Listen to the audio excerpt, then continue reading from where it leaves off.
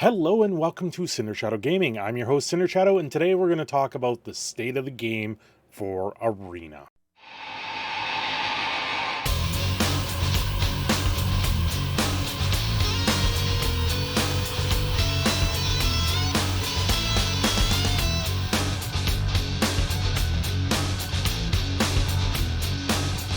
Well, I used to do the state of the game in its own little, well, not really its own, it would be part of This Week in Magic, but they keep adding more and they're really sporadic now, so it's kind of, I might as well just make one video. It covers the whole thing, and that's what this is going to be. So we have the state of the game, Strixhaven School of Mages. I'm really disheartened by this set. I had high hopes. I had for high hopes of high fantasy and Harry Potter-ish sort of themes, and instead I'm looking at it going, this is just childish high school memes, and it doesn't appeal to me. It'll appeal to some people, but the whole set in itself doesn't have that appeal that I think it should have. It really is disheartening to see this, because it's just, everyone had high hopes for this set, and it's just, to me, has just failed to actually produce something that people really wanted. And yeah, it's not the same. Anyway, we have the state of the game. So I'm bringing it up here mainly because of the pictures that are in here, and there's certain things that you need to know. It releases April 15th, so it is very soon, and I'm going to do a pre-release trailer, or not trailer, a pre-release video as well, and we'll cover some other details in there, but there's certain things in here that you guys need to know. If you want some free sleeves for Arena, you just need to enter all these codes.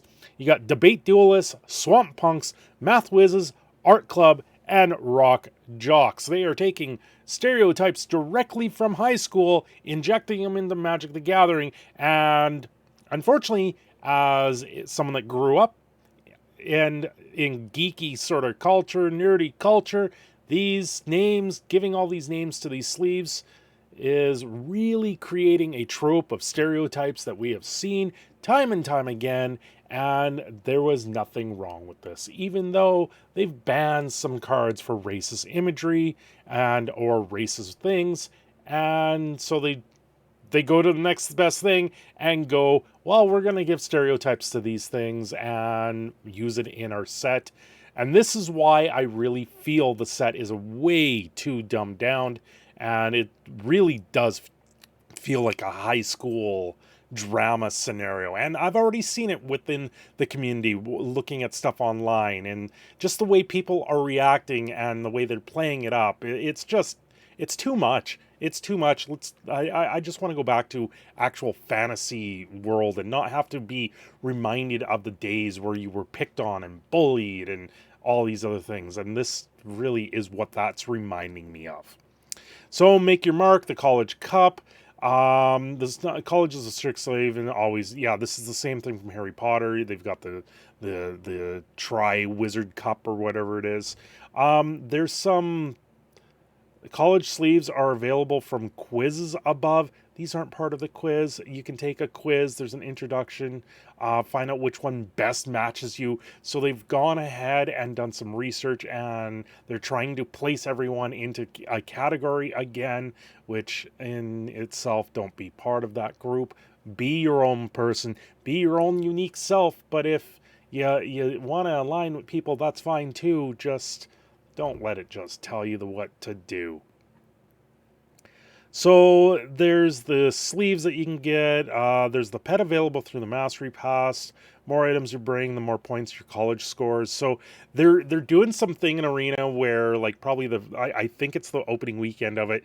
If you represent your school with the sleeves, it's going to give points, and then I don't know what's going to happen. There's probably nothing that comes out of it. Everyone's still going to get the same thing. College Cup isn't only competition coming to Strixhaven, but we're also running another Arena Open May 8th to 9th, and like last time, this one will be using the sealed format. I think the sealed format is kind of better for the Arena Open. I just don't like the cost associated with it. And also, you're going to have the idea of the mystical archive cards, and those mystical archive cards in a sealed environment are really going to turn your sealed deck upside down. There's some of those cards, because they are so powerful, they're just going to win you the game outright. So when money's on the line and it's randomized like this, it's kind of a little bit more fair, but at the same time, if you open up the nuts from the mystical archive, you're going to completely run over everyone else, and it's just going to be way too much. And putting real money on the line, there's going to be a lot of feel bad scenarios, and a lot of people are going to probably not be as happy with it. Campus guide, new card mechanics in detail. Mana value is now the converted mana cost. It means the exact same thing as converted mana cost has always, and in fact the cards used to say converted mana cost, like Elsbeth Conquers Death, now say mana value, so this is errata. Unfortunately, they had a chance to change this a little bit, because converted mana cost is usually what it's sitting in your hand, and mana value could be what it is on the stack after you cast it. So there was something there that they could have done, but now they've just switched it and made it the same term, which is kind of weird in my eyes. To me, it's always going to be converted mana cost, because there is a converted ratio with this. Because mana value meaning the same thing, what does that mean for split cards? Because now a split card, you add up both sides of the card, and to me, converting the mana cost and adding it together made more sense than making the whole card a mana value. It's just really a play on words with add, subtract, and sum for math, so it's kind of strange in that sense. Learn in lessons, keyword abilities. There's a big change for best of one. And this is the main reason why I had to make this its own video. Starting with Strixhaven release on April 15th, constructed best of one matches will use a 7-card sideboard. Why are we making this change? Well, cards and sideboards basically have two uses.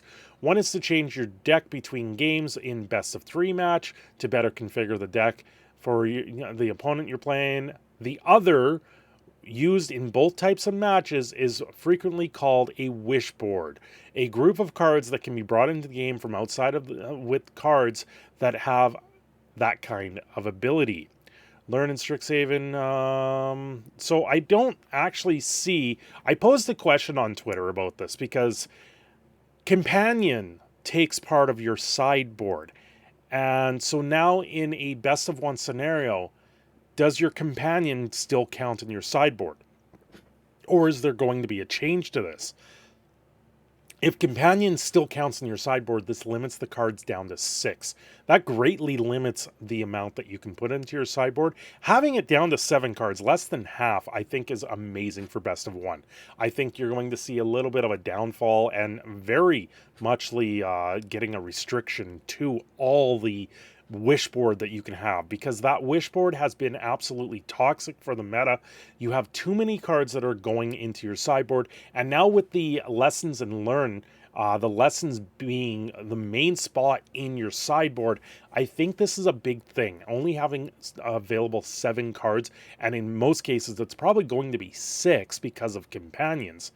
It's going to make things a lot better, I think. I think it's going to smooth out best of one matches. You're not going to get as consistent with that, because there's been matches I play and people have emptied their sideboard on me because that's all they play. They have the availability to their sideboard nonstop, and always being able to bring in a card. Now this is going to limit how much they do. They can't play 3, 4 ofs in their sideboard. They're maybe getting 1 of each card in there if they want things to be that wish board, and something you're going into those sideboards for one thing that's going to help you win the game. And if that one thing you can copy it 3 or 4 times, it's going to make you exponentiate the amount of times you win that game. By eliminating this right down, if you do a 4 of, that means you've only got 3 cards left, and that really does limit your choices. And in a lot of cases, you want something that's going to be a wide range of things, that's going to hit all different decks. And now this is going to create a scenario where all those different decks you're not going to have a good matchup against. I think this is a positive thing going forward, next to getting rid of the sideboard in best of one play. I think this is a good compromise for best of one play, for the sideboard being half of what it was. So to me, this is a good step in the right direction. The lessons, however, I don't like how many of them are colorless, and how they're taking things out of the color wheel and making it so any deck can do it. That certain things like that can break the meta, and not open, but just break it in general. So now it's going to become, you're always going to run the same 7 cards in a sideboard, no matter what sideboard it is. So yeah, that's why I don't like those colorless cards. Ward is a new one. You can just making it cost more. And then we have a study break for a full course on the mechanics, yada, yada, yada. Mystical Archive, one of the most striking features of Strixhaven Campus is the Bibliopex with the Mystical Archive.